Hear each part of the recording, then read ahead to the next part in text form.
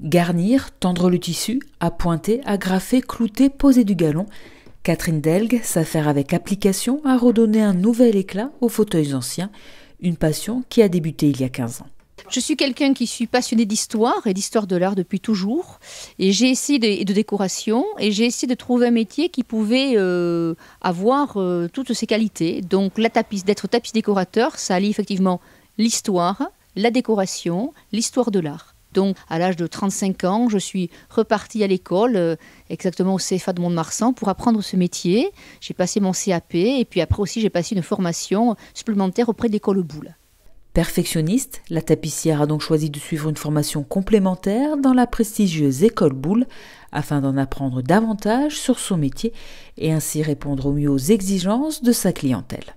Le CAP, c'est quand même la base essentielle, hein, mais c'est pour permettre d'avoir encore d'autres techniques, pour me former encore plus sur le coussin. Par exemple, le coussinage, c'est quelque chose de très technique aussi. C'est pour encore mieux comprendre les styles, mieux appréhender les styles, proposer encore quelque chose d'une qualité supérieure dans son travail. Donc l'école Boulle, pour ça, était vraiment nécessaire. Pour restaurer un fauteuil de façon minutieuse, il faut plusieurs jours de travail, à l'image de cette bergère, passée d'abord dans les mains d'un ébéniste, avant d'être rhabillée chez Catherine Delgue dans son atelier de Saint-Pandelon. Là, elles sont revenues de l'ébéniste, complètement retapées. Elles étaient complètement nues, c'était vraiment un fût tout nu. Ce fût, on appelle ça un fût, hein, voilà, ce fût, il a fallu tout simplement l'habiller. Donc mettre des sangles, et puis après créer tout un montage de toiles fortes sur lesquelles on va greffer du crin, créer des bourrelets, faire plein de points pour que tout ça tienne. Et après tout ça, on va l'empaqueter, hein, vraiment je schématise, hein, on va empaqueter ceci dans une belle toile blanche, sur laquelle on va encore faire des points. Après, on va remettre une belle ouate, et cette ouate, après, on va terminer avec un tissu de finition, qui est en l'occurrence celui-là. Il faut savoir en fait qu'il y a 16 étapes. On ne croit pas, mais il y a 16 étapes pour arriver jusqu'à la fin. La 16e étant le tissu de finition. Mais dites-vous qu'il y a beaucoup de tissus en fait, qui sont tendus là-dessous. Il y a des toiles d'embourrure, il y a des toiles fortes, il y a des toiles blanches, il y a de la ouate et beaucoup de points pour que tout ça tienne. En plus de son métier de tapissière décoratrice, Catherine Delgue exerce un autre métier d'art qui consiste à confectionner des abat-jours sur mesure.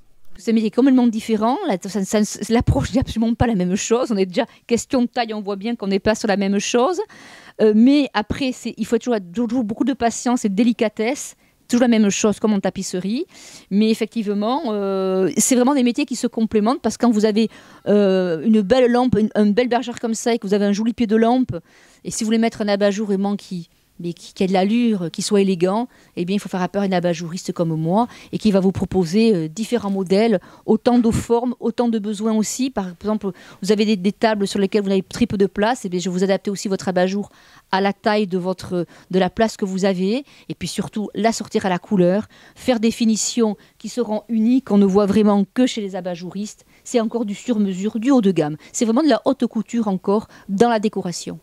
Avec un large choix de tissus, de galons, de couleurs et de matières différentes, il est possible de tout faire, du plus classique au plus original. Tout est une question de goût et d'inspiration.